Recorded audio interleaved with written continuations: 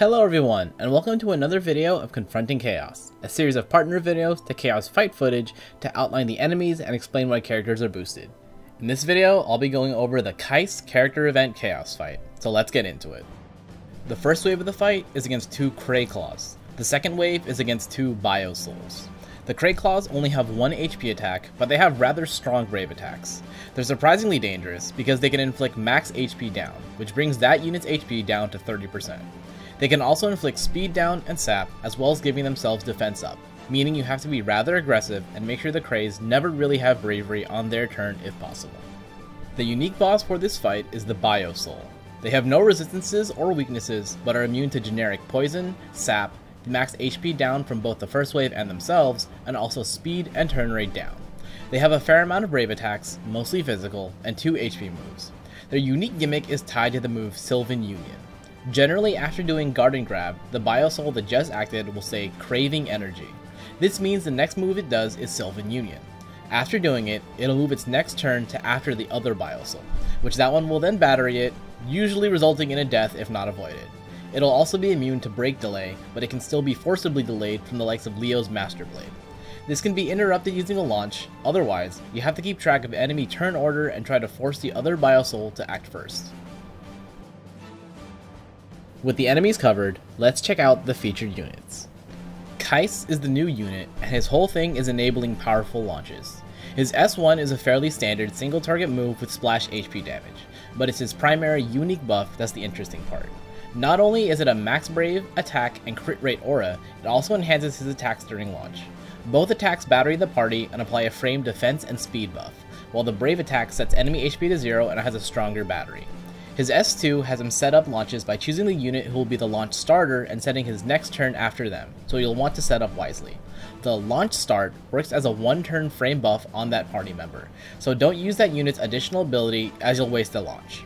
A trick with it is if you launch with an attack that hits all targets or has splash damage, the launch marker will be available on the other targets on the next turn.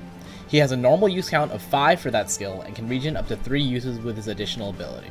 His EX buff raises party HP damage during launch, similar to Pandemonium's Summon Blessing and its Summon Board passive, while the EX cast itself is a group attack with a single target HP dump.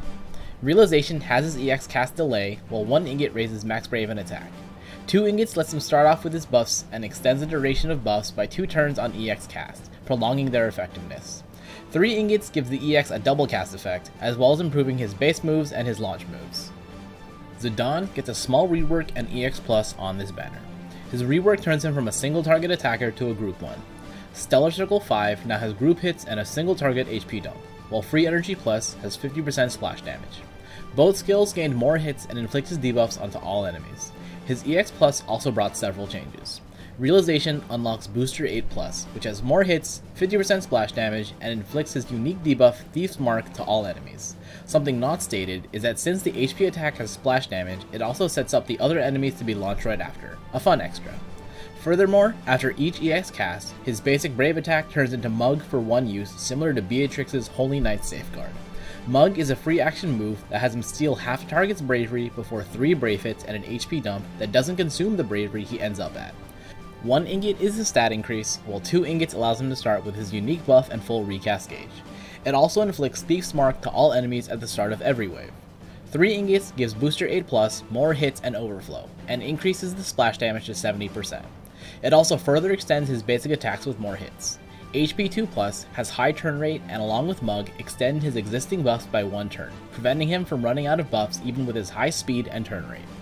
Cloud is the third in this event, and he's rather old in terms of EX Plus relevance. Literally from the first batch of EX Plus weapons available, he hasn't exactly aged gracefully. From his base kit, he has guaranteed launch and paralyze, so he's certainly got some utility within this featured unit batch, but he's not really much to talk about nowadays. His EX isn't even available on this banner, so he's got even less to contribute. If you're a newer player and you happen to get his gear on the Start Dash banner, then at the very least, you have an option for the boosted queue for co-op, if you're for some reason looking to skip Keiss entirely. But regardless, I would not recommend building him heavily at this point in time. The Lost Chapter character for this event is Alphino. Without his EX, Alphino performs more of a supportive role. He has some decent auras, can battery, and can heal the party. With his EX, he gains a lot more offensive power, both for himself and for the party via stronger auras. He also gains access to free skill usages, prolonging his longevity even more. A strong, versatile unit, as well as the only true support in this batch of featured units. As for the team I chose, here's the breakdown. There may not be a lot of HP moves between these enemies, but since I wasn't running a tank, I figured a healer would be useful, so Alphino was my match for that. Like I mentioned earlier, he has amazing offensive auras, great longevity, high damage, heals when needed, and he's boosted. His EX cast is a free action that deals great damage to both enemies, and when set by Keiss as the launch starter, he not only keeps the launch status on the other target, he also keeps his bravery to start a high-powered launch on the next action. The main issue in this fight is you can't really just stay in Obsidian mode as long as possible due to how easy it is to get broken, especially considering if Alphino gets broken, he loses the carbuncle entirely.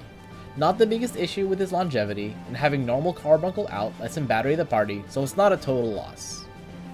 Keiss is not quite a straightforward damage unit, but he's not difficult to use. As you'd imagine, the best part of him are his benefits during launches. Of course, if he has a decent amount of bravery, you'll want to HP attack in the air, but he can also battery more by using his launch brave attack, which is good if you need to keep the next unit safe or you have something planned for them. He has a lot of uses on Selkie throw, but it only does 4 brave hits per cast, so it's useful if you need to shave a large amount on the ground. Otherwise, his enhanced basic attacks both also battery the party. He has up to 4 uses of hero support, which you can use either sparingly or not. Depends on how long the fight is and what kind of battery potential the rest of the team has. His EX deals pretty good damage provided he can hit good numbers. I just haven't chosen to purple mine because I don't feel the need quite yet. Launches mean pandemonium, but they also mean Lail. While Keiss guarantees launches, Lail can do that as well as make launches more likely overall. This means more damage per turn, more boosted damage thanks to launch bonuses, and less fun for the enemies. With his S2 he can battery, launch, and delay, which is helpful for turn manipulation, while his EX launches one enemy and has the rest of the group be launchable on next turn. As mentioned earlier, having any sort of group attack, be it brave damage or HP damage, maintains a launch marker, meaning everyone in the party had options to keep launches favorable. With that, this Chaos fight should be covered. If you want to see my footage of this fight, I'll link it in the corner and in the description below.